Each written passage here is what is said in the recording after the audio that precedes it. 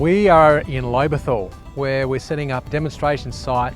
We're looking at native grasses and also weed control before we're sowing native grasses.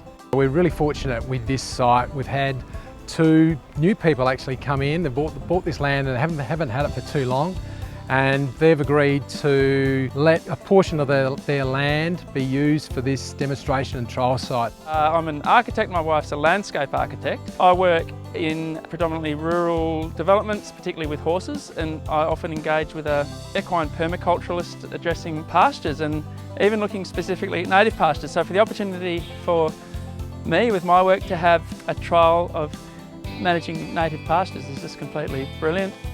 The best thing to do is to start with the grasses that you might have already on your property or a friend's property, and actually you can hand harvest those and you can multiply that. So within a couple of years' time you can start with just a handful of seed and end up spreading that out across your property. Native grasses are fantastic for stock. It really just comes down to, this is the whole management side of the native grasses.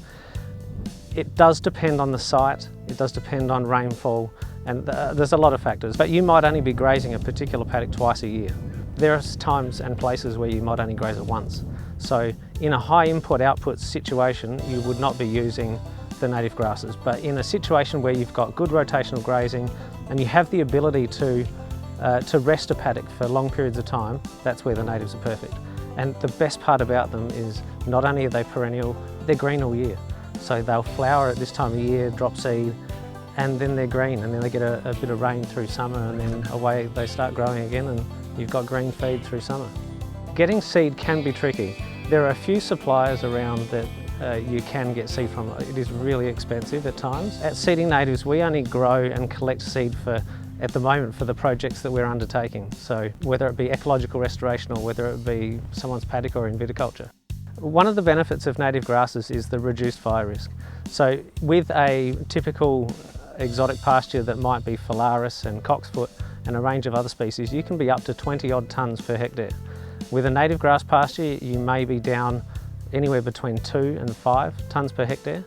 So there's a pro and con here. One of the pros is if a fire comes through, not only is the grass itself still green, it's not actually brown and dead. You might have a seed head that's brown that will burn off really quickly, but the actual mass that is burning is greatly reduced to the exotic species. The sugar content of native grasses is greatly reduced compared to a lot of the exotic species. So generally speaking, when you're talking about natives, it's low sugar and perfect for horses. For those people who've got native grasses on their property or who want to reintroduce native grasses, there's a number of different reasons in terms of getting more biodiversity on your property or reducing fire risk, then please contact us at the Hills and Fleurieu Landscape Board, or you can even contact Andrew at Seeding Natives.